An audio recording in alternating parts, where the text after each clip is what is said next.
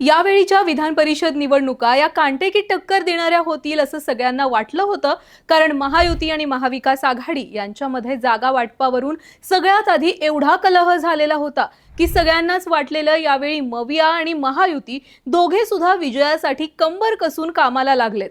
पण झालंय त्याच्या अगदी उलट. ऐन उमेदवारी अर्ज मागे घेण्याच्या दिवशी एका मागोमाग एक अशा जवळपास 6 जणांनी आयत्या वेळी उमेदवारी अर्ज मागे घेतला आणि निवडणुकीतील चुरस पूर्णपणे कमी झाली.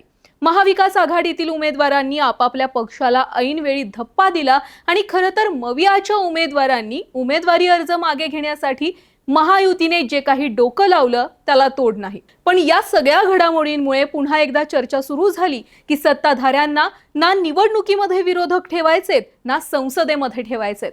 त्यामुळे यावेळीच्या विधान परिषद निवडणुकांमध्ये उमेदवारी अर्ज मागे घेण्याच्या दिवशी नेमका काय घोडेबाजार झाला, कोण बिनविरोध निवडून आलं आणि महायुतीवर विरोधकांनी काय टीका केली आहे, या सगळ्यावर सविस्तर चर्चा करूयात आजच्या व्हिडिओतून. नमस्कार.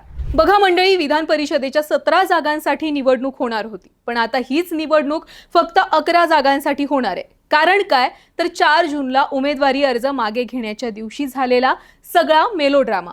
पुणे, वर्धा, ठाणे, यवतमाळ, रायगड, अहिल्यानगर, छत्रपती संभाजीनगर आणि नाशिक या मतदारसंघातून महाविकास आघाडीच्या उमेदवारांनी माघार घेतली आहे.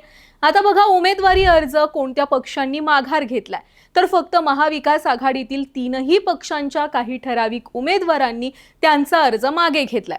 सुरुवात करूयात काँग्रेसपासून. यवतमाळमधून काँग्रेसच्या साहेबराव कांबळे यांनी अखेरच्या क्षणी उमेदवारी अर्ज मागे घेतला. आधी कांबळेंचा अर्ज अवैध ठरवला होता, पण त्यानंतर पुन्हा त्यांचा अर्ज वैध ठरवला गेला. पण अर्ज वैध ठरवण्यासाठी खटाटोप करून सुद्धा कांबळे यांनी ऐनवेळी संख्याबळ कमी आहे हे कारण देत निवडणुकीतून माघार घेतली. कांबळे यांच्या माघार घेण्यामुळे विरोधात उभे असलेले शिंदे गटाचे उमेदवार दुष्यंत चतुर्वेदी हे बिनविरोध निवडून आलेत. काँग्रेसमधूनच वर्धा, चंद्रपूर, गडचिरोलीतून शैलेश अग्रवाल यांनी ऐनवेळी माघार घेतली आणि तिथून महायुतीचे भाजपचे उमेदवार अरुण लखानी बिनविरोध निवडून आलेत. आता बघा, ठाकरे गटाच्या कोणत्या उमेदवारांनी माघार घेतली आहे. रायगडमधून ठाकरेंच्या शिवसेनेतून उभे असलेले बाळ माने यांनी ऐनवेळी उमेदवारी अर्ज मागे घेतला आणि ठाकरेंना धप्पा दिला. आता रायगडमधून राष्ट्रवादी अजितदादा गटाचे उमेदवार अनिकेत तटकरे हे बिनविरोध निवडून आलेत. तिकडे छत्रपती संभाजीनगरमधून ठाकरेंच्याच उमेदवार देवयानी डोणगावकर यांनी माघार घेतली, पण इथे बिनविरोध कुणी निवडून येणार नाहीये, कारण मवियाच्या प्लॅन बी मुळे दुसरा उमेदवार महायुती विरोधात तयार आहे. नाशिकमध्ये तर ठाकरे गटाचे अनिल कदम हे लढणार होते, पण तिकडे स्वतः उद्धव ठाकरे यांनीच निवडणूक न लढवण्याचं घोषित केलेलं होतं. त्यानंतर बघूयात शरद पवार यांच्या राष्ट्रवादीतून कुणी माघार घेतली. पुण्यामध्ये शरद पवार गटाच्या श्रीकांत पाटील यांनी शेवटच्या दिवशी माघार घेतली आणि इथून अजितदादांच्या राष्ट्रवादीचे विक्रम काकडे बिनविरोध निवडून आलेत. पुण्याचं पाहिलं तर पाटलांनी शरद पवार यांच्यासोबत गद्दारी केलेली नाहीये असं म्हटलं जात आहे, कारण त्यांना स्वतः शरद पवार यांनीच माघार घ्यायला सांगितलेलं होतं असं समजतंय. वळसे पाटलांच्या भेटीनंतर पवार साहेबांनी आपला उमेदवार माघार घेण्याचा निर्णय घेतलेला होता. अशा पद्धतीनं 8 मतदारसंघांमध्ये मवियानं माघार घेतली. त्यातल्या 6 मतदारसंघांमध्ये महायुती बिनविरोध निवडून आली आहे. आता बघा, शेवटच्या दिवशी ऐनवेळी इतक्या जणांनी माघार घेतल्यावर गोंधळ होणार हे पक्क होतं. त्यातल्या त्यात उद्धव ठाकरेंच्या शिवसेनेने तर चांगलीच बोंबाबोंब केली. उद्धव ठाकरेंनी तर थेट बाळा माने आणि देवयानी डोणगावकर यांची पक्षामधून हकालपट्टी केली. यानंतर संजय राऊतांनी या शेवटच्या दिवशी झालेल्या सगळ्या ड्राम्यावर खोचक टीका सुद्धा केली. संजय राऊत असं म्हणाले की पुणे, छत्रपती संभाजीनगर आणि कोकणासह अनेक ठिकाणी उमेदवारांच्या माघारीसाठी मोठ्या प्रमाणावर आर्थिक व्यवहार करण्यात आले.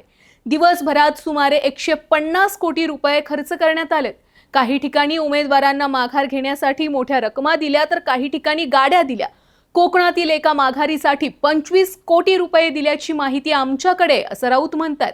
त्यातील 15 कोटी रुपये मुंबईतील बीकेसी परिसरातील एका हॉटेलमध्ये देण्यात आल्याचा आरोप सुद्धा त्यांनी केलाय.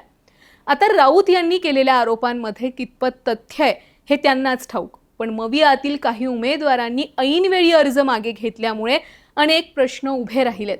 पहिला प्रश्न तर हाच आहे की उद्धव ठाकरे आणि राहुल गांधी किंवा काँग्रेसच्या स्थानिक पक्षाध्यक्षांचं पक्षातले नेते ऐकत नाहीयेत का? त्यांचा पक्षामध्ये वरिष्ठ नेते म्हणून काहीच मान सन्मान ठेवला जात नाहीये का? त्यांच्या शब्दाला मान नाही का? बरं, हे झालं मग व्याज. आता जरा महायुतीवर पण बोलू. जर महायुतीकडे आधीच स्पष्ट बहुमत आणि संख्याबळ होतं तर असला घोडे बाजार करण्याची गरज काय होती? महायुतीच्या या असल्या फोडाफोडीमुळे निवडणुकीचं पावित्र्य पूर्णपणे भंग पावलंय. महायुतीला आता विरोधकच सहन होत नाहीयेत असं काहीसं आता या सगळ्या घटनाक्रमावरून दिसतंय.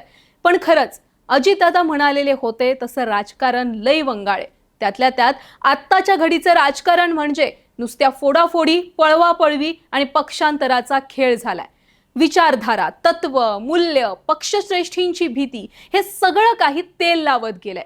बाकी तुम्हाला या विधान परिषदेच्या उमेदवारी अर्ज मागे घेण्याच्या शेवटच्या दिवशी जो काही मेलोड्रामा झालाय आणि ठाकरे गटाच्या नेत्यांनी जी काही माघार घेतली, काँग्रेसमधून काही नेत्यांनी जी माघार घेतली, यावर तुमचं मत नक्की द्या.